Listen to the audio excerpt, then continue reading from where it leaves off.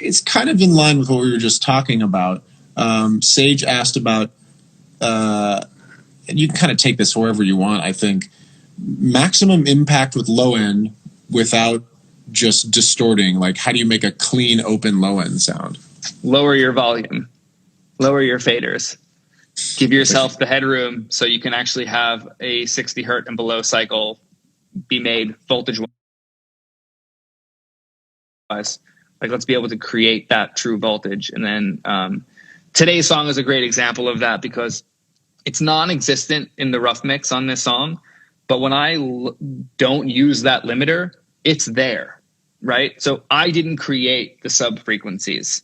They were there and they were being pushed out by a limiter, or maybe there was a filter on their mix bus. I didn't actually look.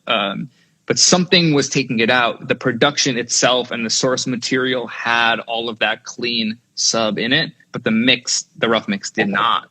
So how do I do it? I just lower everything to give myself 6 dB or so of headroom and get my gain structure right, and then I can just turn things up.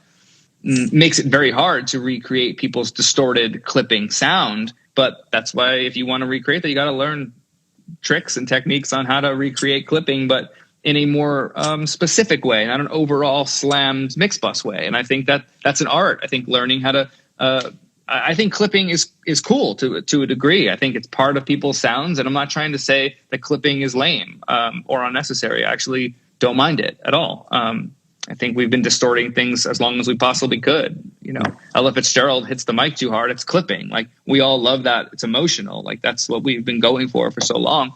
This is just a new way of doing it. I don't really like analog digital plugin clipping, like the Pro Tools clipping, but there are plugins that clip that sound good. So you might have to remake that. But to get clean low ends, actually answer the question, you got to have headroom. There's only one. That's the only way. It seems like it's very, very difficult to keep your low end clean and impactful if you're doing much mix bus stuff at all. Yes. That if you want to get that distorted, clipping, saturated, whatever, some version of that on, like you're talking about with the mix you're working on today, where it came in with a huge amount of mix bus stuff. So much. But then in order to achieve some of the impact and excitement you get from some of those distortions that are happening because of that, you actually have to go treat the sound individually.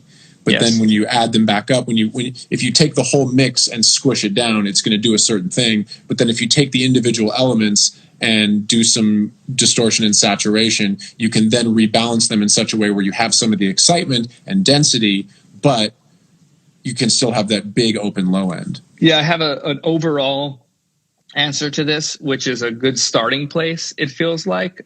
Just thinking of 3 bands, low end, mid range, high end, like your car stereo, thinking about bass, mid, and treble, is lower everything to give yourself headroom. Josh is asking what's a good amount. I don't know, 6 dB. And then turn up the low and the high elements, maybe 3, and leave the mid range the same, and just see what happens as a starting place. Everything down 6, low end, high end, to create that smiley face without doing it when it's already too loud and then it just starts getting harsh. Do that when you have headroom and just see what happens to the curve and how it pleases your ear and how much more you can turn the speakers up. That's kind of an advice thing, to try to do that and see where that takes you, see what story that begins to tell you for the mix.